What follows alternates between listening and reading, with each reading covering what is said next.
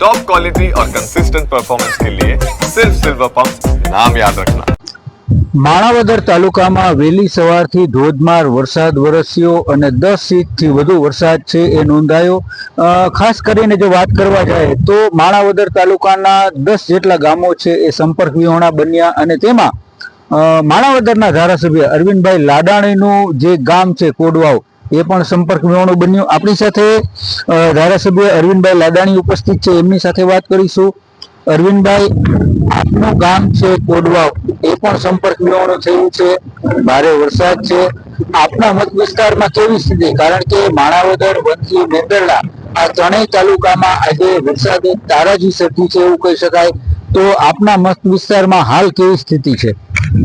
જે ચોક્કસ મારા વિસ્તારના મેંદરડા, વંથલી અને માણાવદર ત્રણેય તાલુકાની અંદર આજ સવારના જે વરસાદ પડ્યો એનાથી ક્ષેત્રોમાં ખૂબ જ નુકસાન થયેલ છે, પાક પણ ઘણો બધો નિષ્ફળ ગયા છે।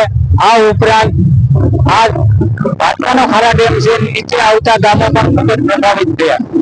મારું જ ગામ આ પાટવા ખારા ડેમ નીચે આવે છે, મારા ગામમાં પણ અંદાજિત 100 થી 125 ઘરની અંદર પાણી ઘૂસી ગયા।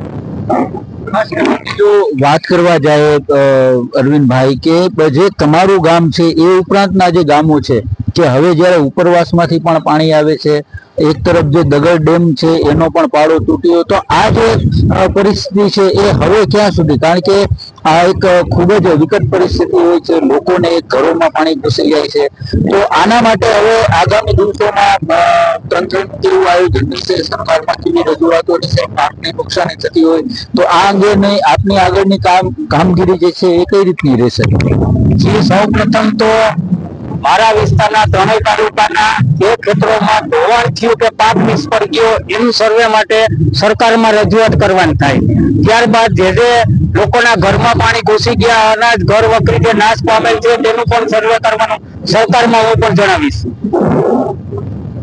તો આ હતા માણાવદરના ધારાસભ્ય અરવિંદભાઈ લાડાણી કે જેમના જે મત વિસ્તાર છે એમાં આજે વહેલી સવારથી જે ભારે વરસાદ પડવાને કારણે જે ખૂબ જ છે તે નુકસાની થઈ છે, ચાહે પાકની નુકસાની હોય કે ઘર વખરીની નુકસાની હોય, અને એ અંગે ધારાસભ્ય દ્વારા પણ સરકારમાં આ અંગે રજૂઆત કરવામાં આવશે તેવું પણ એમણે એક આશ્વાસન આપ્યું છે। હાલ જે માણાવદર છે એમનો જે સમગ્ર જે તાલુકો છે એમાં જે 10 જેટલા ગામો છે એ સંપર્ક વિહોણા બન્યા છે, પરંતુ આ ગામોમાં જે ડાયવર્ઝન કરીને પણ ત્યાં સુધી પહોંચવાની વ્યવસ્થા છે એ તંત્ર દ્વારા કરવામાં આવી છે અને ધારાસભ્ય દ્વારા પણ પોતાના મત વિસ્તારમાં છે એ તમામ વિસ્તારમાં તેઓ મુલાકાત કરી રહ્યા છે। સાગર ઠાકર, ન્યૂઝ કેપિટલ, માણાવદર।